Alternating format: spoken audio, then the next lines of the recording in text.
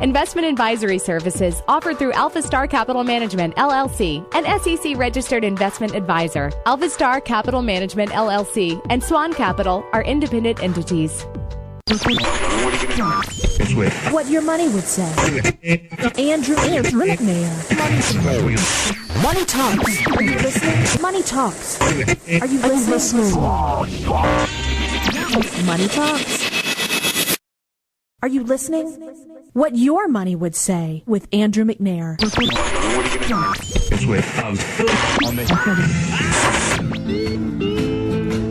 We're live here on What Your Money Would Say. I'm your host, Andrew McNair.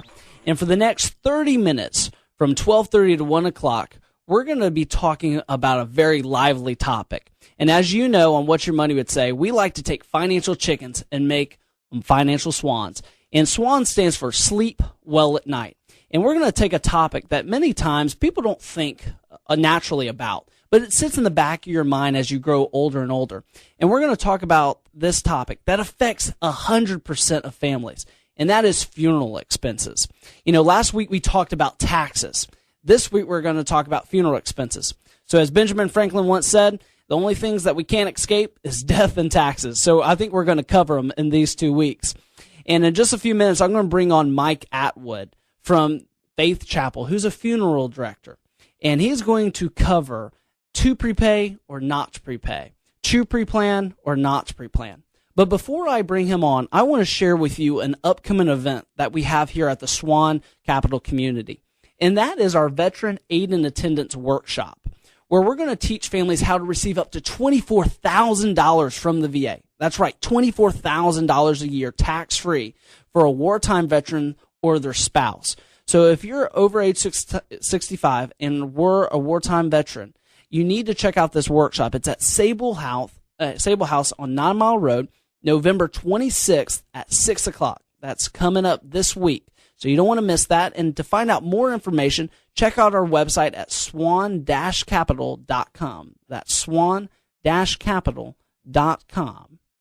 Now, while you're on that website, check out our Facebook page, like it, follow our Twitter page, and also sign up for our weekly market update so you can stay on top of what the market. I've been looking forward to bring on Mike Atwood, an expert, been in the funeral business for years, and so he knows this topic it's an uncomfortable issue, but we need to hit this issue head on so that you're prepared and your family's prepared when you finally pass.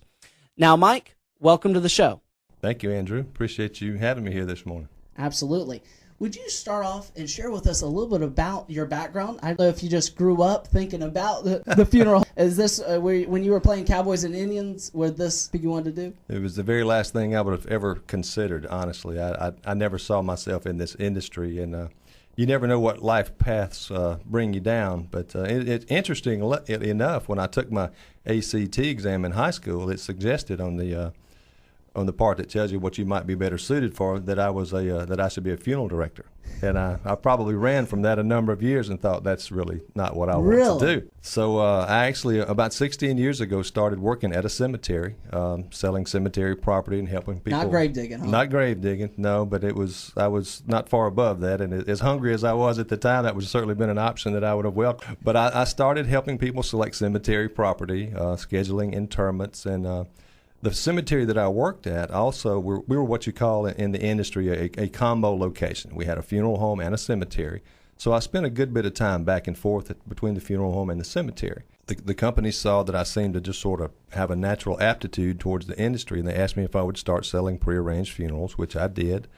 My interest continued to grow. I decided to go to mortuary school and become a funeral director, and with the dream of one day perhaps owning my own funeral home. And fortunately, that has worked out for me. I've been at Faith Chapel now for a little over 6 years, and my wife and I were fortunate enough to purchase the business in January, and we're very glad to be here, and we really enjoyed it. Well, congratulations. That's neat to see, dreams and goals come to life. It is, and I really never thought it would happen, and I just, there was a lot of luck involved.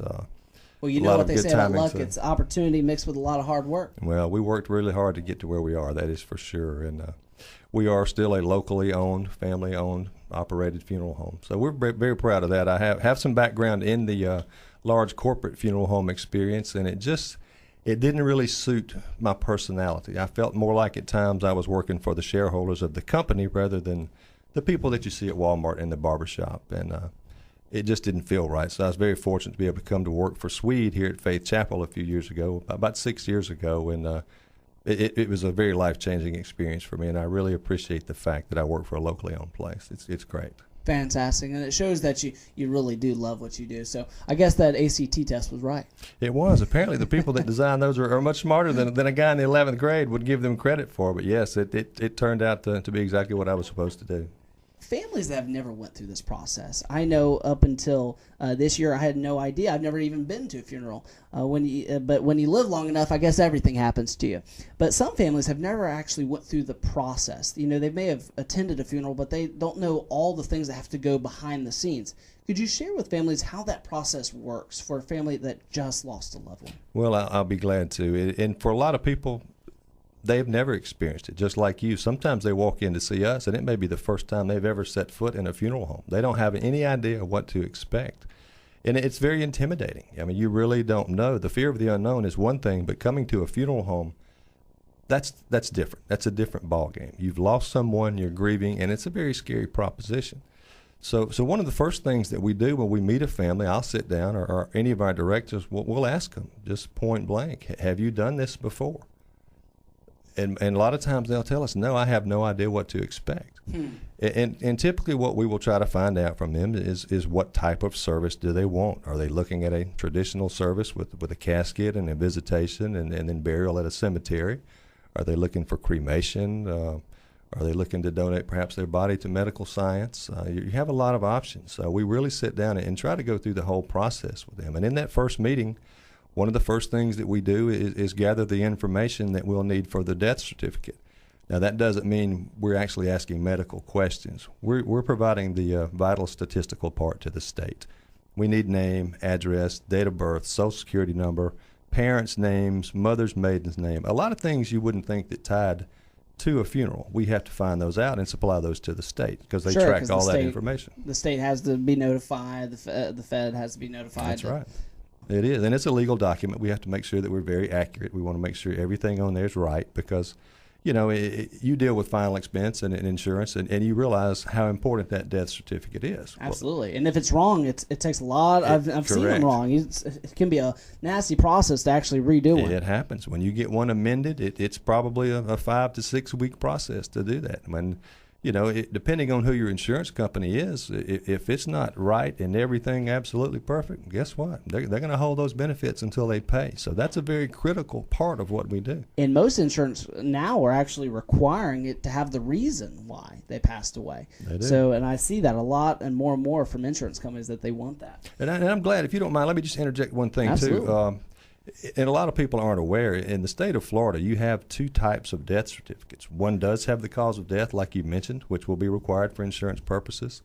The other does not. It does not have cause of death. It's called the short form. And that's usually what the banks and people would prefer. But for Privacy Act reasons, HIPAA reasons, oftentimes they don't want that information. So any of your clients that you deal with, you know, make them aware that you need to be thinking about how many of each that you need, because they each serve a different purpose. And, you know, you can always go back and get more if you need to, but it's much easier to get it the first time. Right. Yeah. Nice to have those copies on hand because, again, so many families coming to me when we're looking at VA benefits and other benefits, and they say, well, I lost the death certificate. And it's nice when you have multiple copies and you say, no, I got plenty of these copies. Yes. Jump into, we've talked a little bit about the emotional side. We're going to talk a little bit more about the pre-planning, but I want to talk about the financial, because I think so many families say, well, it's only $5,000 to $6,000. They're going over figures that were a long time ago. Those were the figures that, you know, they were told maybe 10 years ago, but that's not the case because it's constantly increasing. Constantly increases. As you and I discussed earlier, our, you know, historically funeral cost average rising about 10% per year. Wow. Which means every 10 years they double in price. So that $5,000 or $6,000 figure was accurate a few years ago. The last study I looked at showed the national average at $7,045, I think, for your average funeral. But that doesn't include the vault or the outer burial container, which most cemeteries do require. It doesn't include items that we call cash advance items, which are items that the funeral home writes a check to someone else for. things like death certificates, obituaries, flowers, perhaps at the cemetery to dig the grave, depending on who's actually doing that. So it's, the $7,000 is it's kind of a baseline. It's a baseline. That's no frills. That's not, a copper or silver casket. That's right. We're just trying to get them in the ground here. That's right. And I am happy to say that ours is not quite that much. We're a little bit less than here. That is a national standard, and our prices here locally are more reasonable in most places, thankfully. It's nice to be very competitive, and that's why I wanted to have you on here, because I know you're very reputable and very competitive. Well, thank you. So we're looking at a price tag from $7,000 maybe up to $10,000 potentially. Not uncommon to see $9,000 and $10,000, if depending on the merchandise selected. And we always try to encourage people, let's try to stay, as reasonable as possible with these expenses. But yeah, sometimes we do see funerals that go in $10,000, even in excess at times.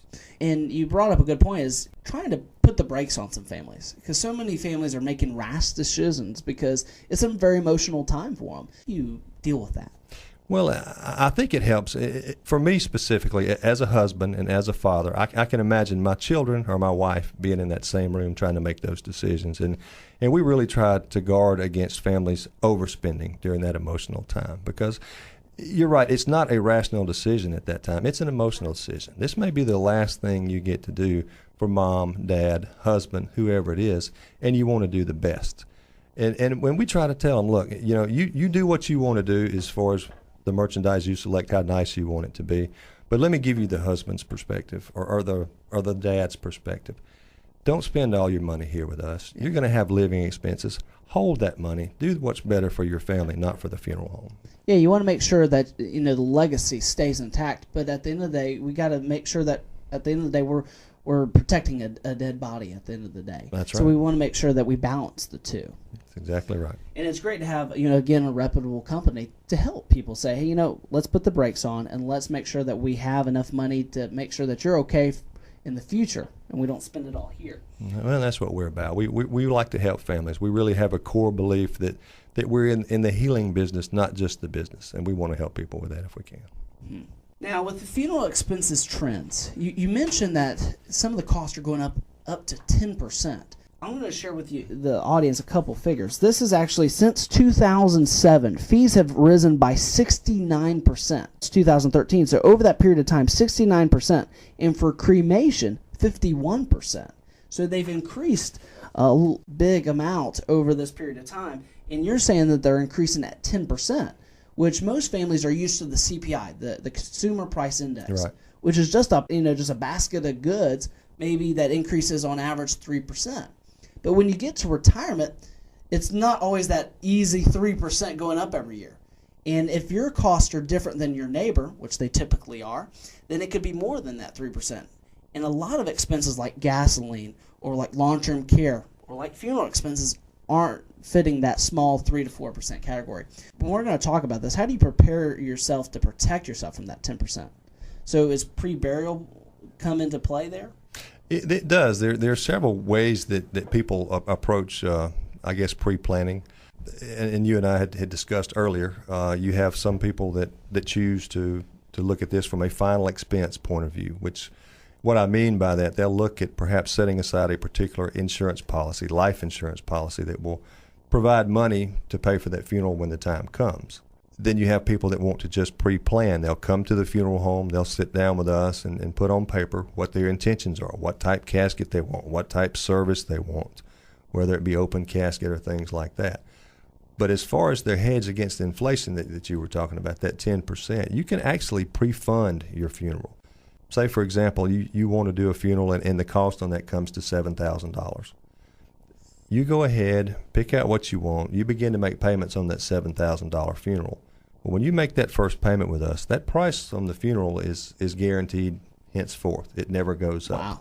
So if you take the example of a 50-year-old man or female that prearranges at $7,000, well, 10 years from now, at 10%, that's $19,000. $19,000. Right. You've had that kind of increase.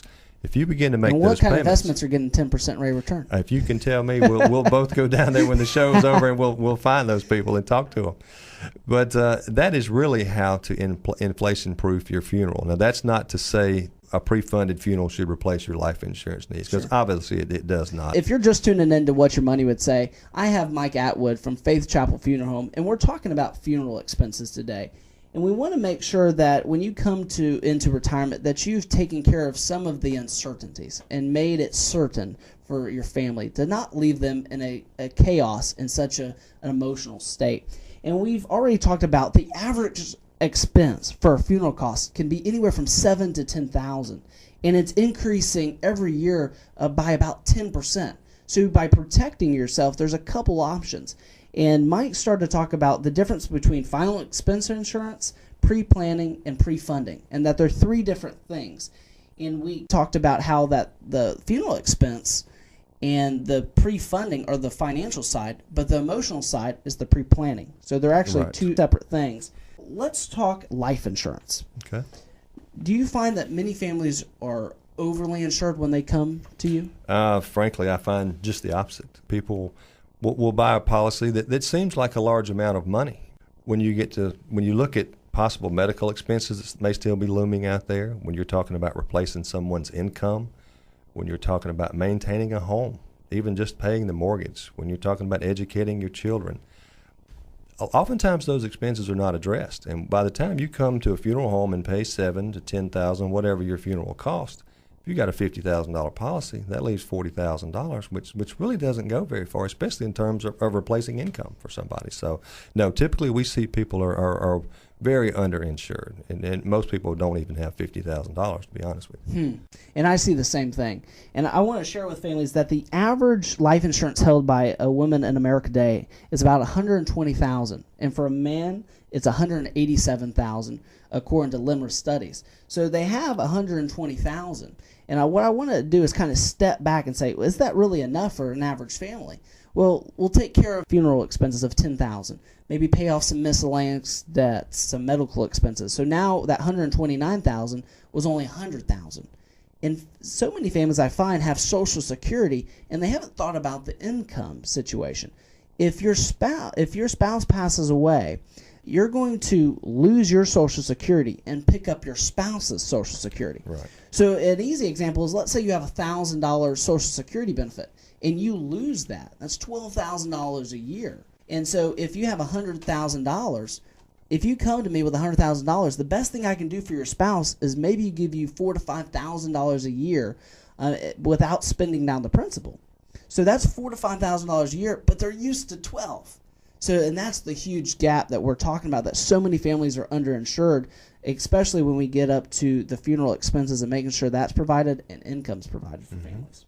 Yes, and like you said, it's really a three-piece puzzle. You have to look at it from all sides, or otherwise you're going to fall short, and somebody's going to pay the price for it, unfortunately. It'll be for some hard times for some people. When it comes to deciding between burial and cremation, can you share with us the pros of each and the cons of each? Well, it really comes down to individual choice. I think you've seen the rate in this country rise in cremation tremendously. I think a lot of that is certainly due in part to price. The average cremation price now in this country is going to run about $1,300 for what is called a direct cremation. Now, direct cremation doesn't really come with any type of memorial service or anything like that. It's just picking up Again, the that's the person. baseline. That's the frills. baseline. That's right. And you can get as extravagant or and do as much as you want to with cremation. It's really an individual choice. And I still think a lot of the driving factor for the rise in cremation is expense. It is significantly cheaper than a funeral service if you look at it just from the baseline direct cremation side. So the pro is it's cheaper. It's cheaper. Now the cons is it doesn't have a lot of frills a lot of times, and it doesn't give sometimes the emotional closure that we could potentially get doing it the regular way. And we hear that when we have families that have usually gone the route of traditional funerals, and they pick a direct cremation. They come back to us and say, I really wish we had done more. I wish we'd had some type of memorial service. And I think we as a profession probably failed the consumer for a number of years because we didn't make them aware of the options that they do have. Right. You can actually do a cremation just like a complete traditional service But rather than go to the cemetery at the end of the service, the person's cremated and goes home in an urn, or they scatter the ashes or whatever. Sure, you can actually have beach. Yeah, I mean, you can even ahead of time. You can have the nighttime visitation with the body present in a casket that can be rented if you'd like to do that. You can have the funeral service, everything just like a traditional service, and then cremate rather than burial. And I think in general, funeral directors are a compassionate group of people. You got to love what you do. We do love what we do. And when people would come to us and say, I'm thinking cremation, we would automatically default to direct cremation because we thought people were maybe wanting to save money. And we were really not servicing our clients as we should because we didn't give them those options. And they told us, hey, if you'd have told us we could have done this, we would have taken that option. So we really had to retrain ourselves to make those things available to people. And we've learned our lesson. We've been scolded a few times, and we don't like to get that. We like to do it right. So we've adjusted our thinking, and we try to make everybody aware of the options that they have. But if I may mention just one other thing with what I think drives the cremation rate, it's not just price. There are environmental concerns. It's certainly a little more eco-friendly than taking up land and spaces for burial. But I think really, at least in my experience, it seems that the primary motivator is that we live in such a transient society. Used to people were born, lived in the same and area. Died in the same place. They died in the same place. You buried at the church cemetery. Kids were around to maintain the grave space. Those days really, for most of us, are non-existent anymore. Yeah, we jump around. We right. worked 10 years for this company, and we travel to Atlanta, worked 10 years for that company, That's right. and we end up totally different place than our birthplace. Right. So, if that happens and you move, then your loved ones are left behind, and there's no one to really oversee the grave space. And, if you have them in an urn, then you can certainly take them with you. And a lot of people like to do that. So there's a lot of reasons for that happening. I think the cremation rate it's probably 4 or 5 different reasons that it's elevated so much. And I think it goes back to it's a personal decision, burial or cremation. And you can weigh the financial cost, but at the end of the day, it becomes a personal decision. That's right. So if you're just tuning into What Your Money Would Say, I have Mike Atwood from Faith Chapel, and we've talked about some really interesting topics. We talked about that funeral expenses average anywhere from $7,000 to $10,000, and that they increase yearly almost by 10%. So to protect yourself, we talked about pre-funding and making sure that you sit down with someone like Mike and talk about what it would be like to just lock in that price today, and so that you don't have to spend $20,000 on the same expense you could have bought for $7,000 today. That's right.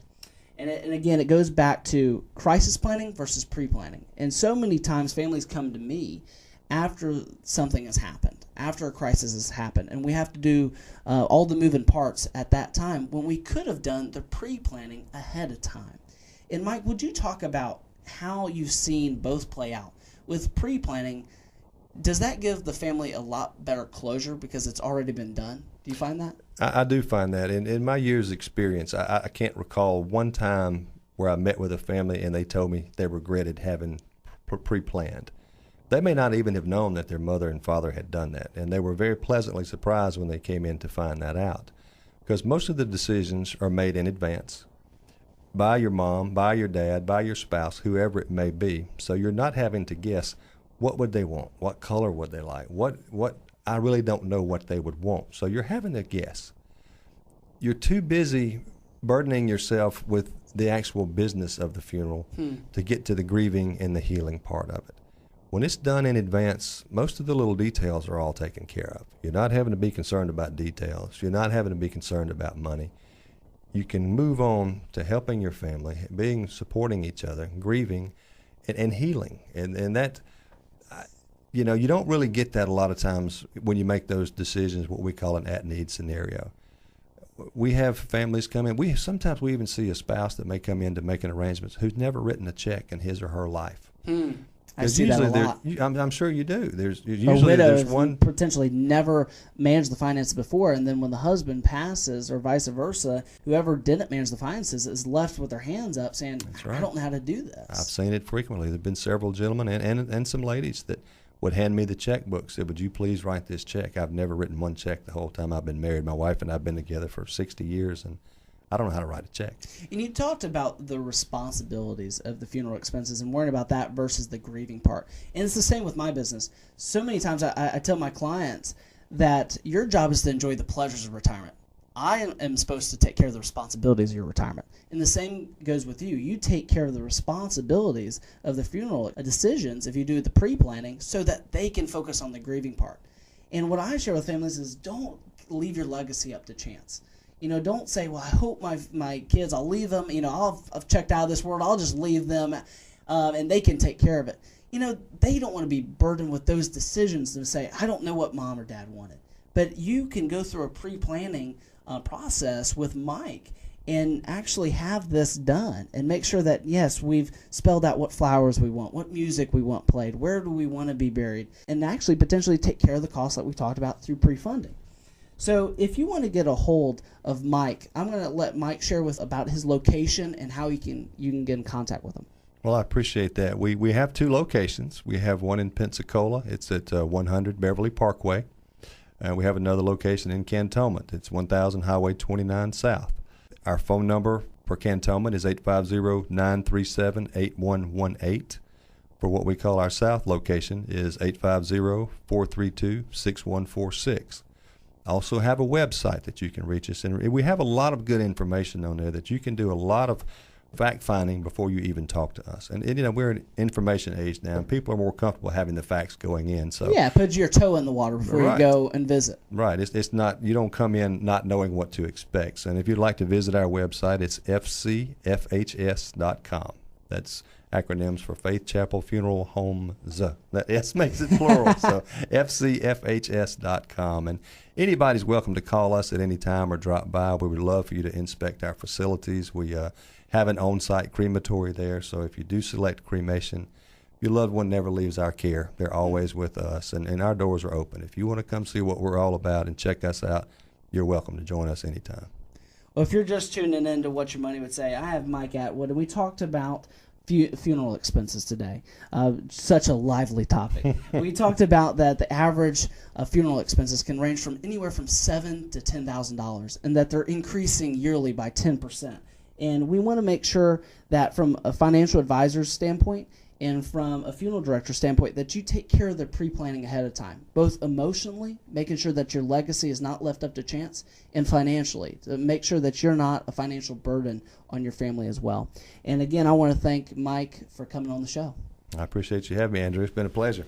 Today's financial landscape can be rough. One of the most important aspects of planning is choosing the right guide to help you navigate the road to retirement. Andrew McNair and the team at SWAN-Capital is dedicated to providing the very best service in the retirement planning industry today. SWAN-Capital is a full-service independent wealth management firm dedicated to providing guaranteed custom income plans that you cannot outlive. Contact Andrew McNair at SWAN-Capital 850-380-9558. That's 850-380-9558. The difference between SWAN-Capital and you retire once.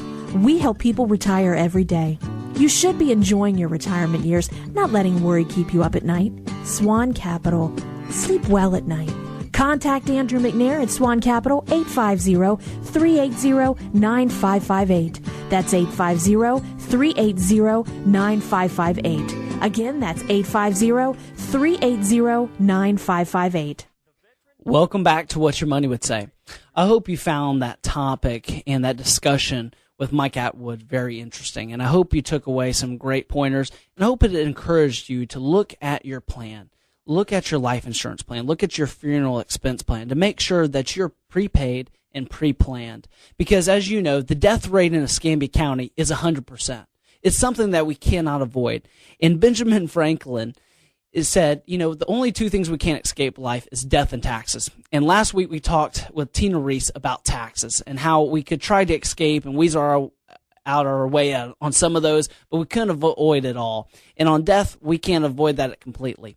But you can make sure that your family is not burdened, not only emotionally, but financially, with all the decisions if you pre-plan and actually prepay. If you're thinking, Andrew, I don't know if my insurance plan is intact. I don't know if I'm protecting my spouse like I should. Give us a call at 850-380-9558. See you next time on What Your Money Would Say.